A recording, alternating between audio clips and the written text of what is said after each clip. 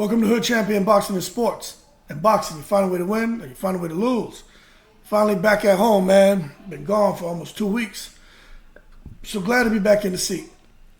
That being said, man, I got about 2 weeks of videos to make up.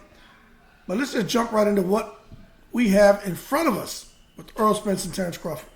Now, I went and did a short a moment ago, and it kind of goes against what I've been doing over the last basically a couple of years when it comes to Errols, Spence, and Terrence Crawford, as far as standing fast on a prediction. Now, what I've always said was, with Errols, Spence, and Terrence Crawford, look, it's a 50-50 fight. It's the two number ones battling for the undisputed distinction at 147. And whoever wins the fight becomes undisputed. The other person remains number one at 147. Because outside of Errols, Spence, and Terrence Crawford, I just don't think there's anyone at 147 who could defeat those guys. And if you say, well, Crawford can't defeat Spence, or Spence can't defeat Crawford, well, Spence can defeat Spence and Crawford can defeat Crawford, okay? So it is what it is. But that being said, we've already done the deep dive on these fighters, what they bring to the table, pros and cons to them, how Spence can win, how Crawford can win. But to put this in simplest terms, without recreating videos that I've done before and saying things that you guys have heard on other channels, well, some, because some of these guys just make up shit, right? What this boils down to, when I look at it, to try to compare it to a boxing match that we've seen before, as far as styles, it's not exactly the same, right? So it's not a cookie cutter type of comparison. But Pacquiao, Marquez.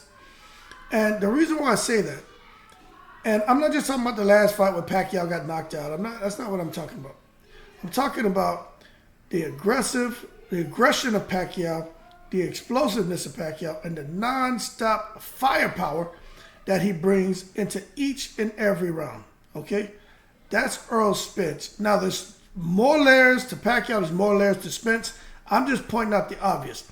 When they get in the ring, Pacquiao, when he was fighting, like Spence said, Spence says he get in the ring, he's stepping, Pacquiao was stepping. And that's Errols Spence. Now, Marquez, on the other hand, when he got in the ring, look, Marquez was under Nacho Bernstein. Marquez could fight. But Marquez, let me tell you, like Crawford can fight, he wasn't just not about being a master boxer, master counterpuncher. There aren't many guys in boxing who you watch who, because of their counter-punching abilities, make their opponents stop fighting. Bernard Hopkins could do it.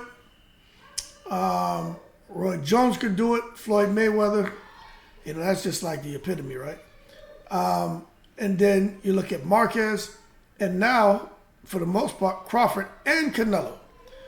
But when you look at that, well, Crawford, like Marquez, when he get in the ring, he's downloading. He's waiting for you to let your shots go. He's punching with you. He's punching off rhythm. He's doing things that it's hard for a fighter getting in the ring with him to prepare for and to be ready to handle. And as the fight progresses, while you're trying to figure it out, you're getting more and more, you're becoming more and more frustrated. And by then, you get caught with something big and the fight's over. Errols Spence and Terrence Crawford. Pacquiao Marquez. In my opinion. Who's going to win? Before this week, I said 50-50. If the fight ends early, or whoever has the upper hand early, I was leaning towards Crawford. Either gets the upper hand the first 4 or 5 rounds, although he starts slow, but I think because of Spence's aggression, that volume punching he does, gives Crawford an opportunity to land some big shots, punch in between, counter. All right? In addition to that, I just feel if anyone was to get stopped in that fight early, I think it would be Spence, because Crawford will be fresh, firing on all cylinders, and he'll catch him with something big. Crawford goes into the phone booth, turns into southpaw man when things aren't working out the way he wants. Whenever Crawford turns into southpaw man, the fight ends. Errols Spence, first couple rounds, 4 rounds especially, he's setting the tone. He's stepping. He's letting his hands go. He gets hit with shots. He gets countered with shots. But he pushes through it. He tucks that chin, gets that high guard up, comes in behind that jab and left hand, gets you on the ropes, pins you with that left forearm, right forearm, works with the free hand. That's Errol Spence. And he's going upstairs and downstairs. But if he can get you on the ropes or something, he positions his body on an angle to where you can't get your shots off, and he pins you with one of those forearms, he's letting go. Explosive shots. This is the problem now. This week, I've been listening to Crawford and Spence. I'm telling y'all, I don't like the way Spence is talking about that damn weight. I understand the people out there harassing them, calling them goldfish. They're going to have a fish fry. Spence counters with, boil it, a crawfish boil. But I don't like how Spence keeps talking about the weight cut. The weight cut, cutting the weight. The weight cut makes him angry, makes him mean. I hate this weight cut. I didn't know the whole thing about 147. 154 where the rematch had to take place. I didn't want to. I hate cutting. Let me tell y'all something. This is me just sitting back observing. Remember, I'm observing. I'm not looking too deep into what he's saying. Part of me feels that Errol Spence has already been defeated because of the weight cut. I don't like it. I don't like the way he's talking. He's mentioned how hard it is to make 147, but I've never seen him visibly show in his body language the frustration and anger and just overall, it's almost like disappointment with having to get back down to that damn weight. Although this is the fight he wants, the fight of his life, the dream fight, strap season to become undisputed 147 4-belt era, right? He just seems like it's taken a lot out of him. And for that reason, I'm going to go on record and say, although I think it's a 50-50 fight, I'm leaning towards Crawford between 6 and 8 rounds. Between 6 and 8 rounds, pulling the fight off. I don't think the fight's going to go the distance. I don't. I just don't think it is, man. I'm just watching these guys and watching the energy. Don't get me wrong. Let me tell you, nonverbals can communicate the meaning, the true intent behind what somebody wants you, and the message they want to deliver. And the message Spence is delivering to me is, I'm just ready to fight. This weight cut sucks. That means it makes me wonder if he's doing like Chavez Jr. and going without food and taking ice chips. Is he in a sauna suit? Is he taking a hot bath? Is he trying to piss out everything? Y'all know that weight cut is rough. I've done videos on weight cuts. Now, you look at Terrence Crawford. We talked about Terrence Crawford. Like Terrence Crawford, for this man to get to 147, it's easier than Spence. But at the same time, what weight is he losing for Crawford to get down here? For Crawford to get down and look like this, Crawford had to cut off a damn foot or something. He must have to, go and cut off an arm. Or he has to cut off something, because I don't see how Crawford, even for him, with his makeup, to get to 147. But we know Errol Spence comes down. I always joke Errol Spence weighs 250, 275, 420 pounds. It's a joke. But in reality, Errol Spence is bubbling up there between 185, 200 pounds. Coming down to 147. That is crazy. Okay? But that being said, this Saturday, let me tell you something. This is really going to be one of those fights that is going to set the tone, I think, going forward for these other guys to get their butts in the ring. We understand what Gervonta Davis and Ryan Garcia did. We understand Caleb Plant and Benavidez. We understand the fights that were made early this year, kind of getting the juices flowing. But this right here, these two, this isn't a situation of Inoue-Fulton, where Fulton, it didn't make sense for him to fight Inoue, but the money was right. You know what I'm saying? So he took the fight, but it was like, why? Outside of money, why? You know what I mean? What's your benefit in fighting Inoue? Now, Inoue had everything to gain. But this fight with Errol Spence and Terrence Crawford, this isn't one of those fights. this is truly a fight at the right moment in time to give us our first undisputed champion at 147 in the 4-belt era. Some people say these guys are beyond their prime. I'm not going to say that. Okay? I think they're right where they need to be. Now, what I will say is, although I'm favoring Crawford, right? Now I am. But it could go either way. Okay? So don't rake me against the coals if the fight doesn't go that way. I'm just telling you. I think that weight loss is going to that the effects of that weight loss is going to show up in the ring for Errol Spence.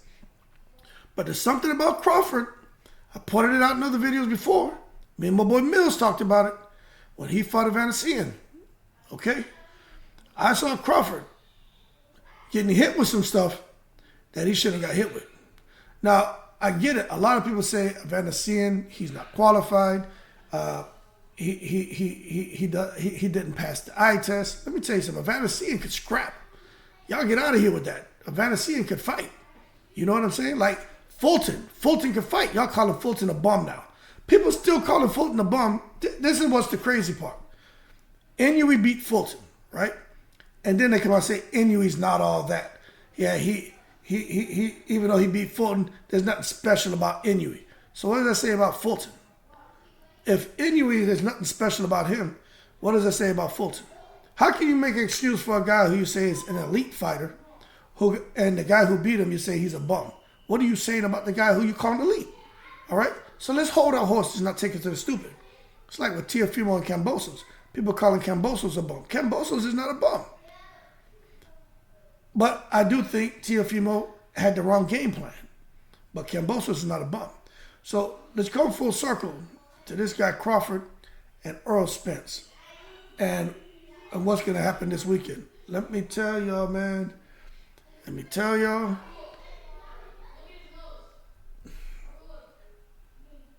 Y'all better make sure y'all don't miss this fight.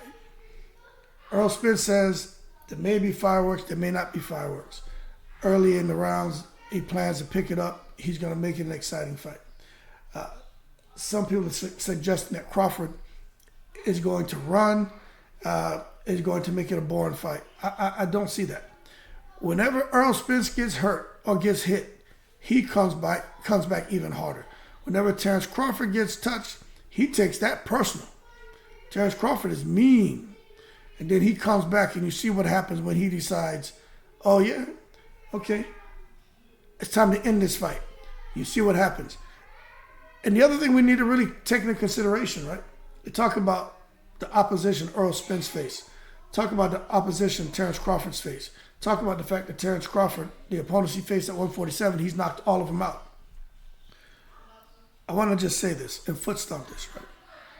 Errol Spence, the way he breaks people down, physically, mentally, it takes a special fighter to be able to do that to opponents, right? But I'm going to say this too. A guy like Terrence Crawford, to knock out, what is it, 7, 8, 9 opponents he's faced since he started fighting at 147? It's got to be something special about your hands. I don't care what you say, whether you like Crawford or not. It's got to be something special about your hands to just knock people out cold or cause a referee to jump in because these guys are dancing salsa in the ring on Bambi legs. It's got to be something special. Errol Spence has proven with his style and ability to break fighters down and discourage them, right, that there's something special about his hands, about his stamina. Terrence Crawford has proven with his ability to stop fighters and also break their will and make them quit, especially that shit with Amir Khan. Amir Khan can say what he wanted. Amir Khan wanted out of that fight. Something special about his hands and his approach to fighting. Now, that being said, when I just kind of create this conversation around Crawford and Spence, I still think 50-50 fight, but the weight cut, I think that's going to be something that we're going to hear about post-fight. And that, I think, is going to play to the advantage of Terrence Crawford. And I got Terrence Crawford for the win. Only because I'm listening to Errol Spence. I don't like it. It makes me wonder. I'm telling you, that's training, man. You're losing all this weight. You can't really hydrate properly, nothing prior to that weigh-in you go in there, man. Basically just existing. I know I've done, I mentioned it a moment ago, man. I've done videos on cutting weight. Let me tell you, that weight cut process is rough. Look, Errol Spence has a dietitian. He has a nutritionist. And he's still complaining about the weight cut. You know, you don't hear him saying, getting down to 147 has been easy, it's fun, I feel good, I'm eating 3 times a day, I'm eating 2 meals a day, I'm drinking, I'm good, I'm on weight, That's not what you're hearing. And maybe other fighters who say that, it's a little bit of gamesmanship to not give his opponent a peek behind the tent flaps into what they're really going through. Maybe that's just what they say, not a camouflage, it's a smoke screen. But in Errol Spence's case, maybe he's being truthful, and which is what other fighters don't do. And he's like, nah, dietitian, nutritionist, no matter what, this sucks. It's hard getting to 147. But that being said, that is why I feel Crawford is going to have the advantage. You got 2 guys who are equally matched. Let's say, as far as speed, right? They both have speed. Maybe you give that to Crawford. Power-wise, they both have power. IQ-wise, depends on just what you like in the ring. They both have it. Both did great as amateurs, right? You start talking about speed, power, accuracy, reach, ring generalship, everything. Willing to take risks, everything. For the most part, they're pretty equally matched, okay? This, outside of Errol Spence and the stamina concern, right? This is something else that could be a huge factor going into this fight. When the real deal starts, and if Crawford is getting the upper hand, or if, the weight cut doesn't affect Spence like I think it will, and Spence is getting the upper hand in the fight, this could be the deciding factor outside of the weight like I'm talking about, right? The individuals in the corner of Spence and Crawford. Who do you think is going to give the best instruction if their fighter is getting the raw end of the deal? Ice Cube, no Vaseline, right? How to survive? Yeah. Bomac versus Derek James. Which one of them have the best boxing brain? That's my question to you. Because if Crawford is out there getting that heat and he comes back to the corner, what's Bomac going to tell him? Bomac has gone on record and said, Crawford just does things. I'm sitting there watching him as a fan. And when the fight's going on, Crawford's in there making the adjustments and doing things that we didn't even tell him about. I didn't even think about. He's just doing it. Crawford's fought for a long time. Makes me wonder a little bit, has Crawford just been performing the way he has with very little guidance from Bomac? And is it just that he's that talented of an athlete and boxer, and he picks up and learns and he observes? Is that what makes Crawford who and what he is, not necessarily what Bomac's done as a trainer? Now, I'm not taking nothing from Bomac. No, I'm just saying, we're just having a conversation. Now, Derek James, this man's fought. We know Bomac's fought too, but Derek James, see what he's done with other fighters. And you look at when Errol Spence comes back in the corner, Derek James and the feedback he's giving him. He's not sitting there saying, Errol Spence does things, man, that I didn't even think about that. And I'm sitting back in awe. No, he knows exactly what he wants Spence to do. And Spence is a very good student because he follows the game plan to a T. And Derek James is sitting there and he's downloading data. So when Spence comes back to the corner, he's getting great advice. I'm not so sure with Terrence Crawford if he's getting great advice from Bomac. And I say that because when I watched the Sean Porter fight, there was someone on the outside of the ring telling Terrence Crawford, champ, you losing. And Crawford's like, how? And you can see the puzzled look on his face like, what? And then he's like, I'm down? He's like, all right. And then he went in that next round and you saw what happened. So that being said, if it boils down to the trainer's influence over the fight, I'd have to say Errol Spence has the advantage. But that being said, this just shows you how close this fight is. So 2 things I'm going to be looking at is how that weight cut affects Errol Spence. Makes me think Crawford between 6 and 8 stops him by KO. If that weight cut doesn't create an issue, and the 2 of these guys is just back and forth, they ebb and flow, and now it's for the trainers to say, okay, hey, that shit ain't working. This is what we need to do. I give the edge to Errol Spence because I'm not sure Bomac can give Crawford the advice he needs. It seems like it's a team effort over there, and you got 3 people talking to you, and just in case Crawford ends up in a firefight where he's getting the bad end of the stick, it's hard to hear those 3 voices. And when you're sitting there thinking to yourself, damn, I can't get my jab off. I can't get my right hand off. I'm switching, it's not working. This man keeps hitting me. He's on me, pressuring, forcing you to think.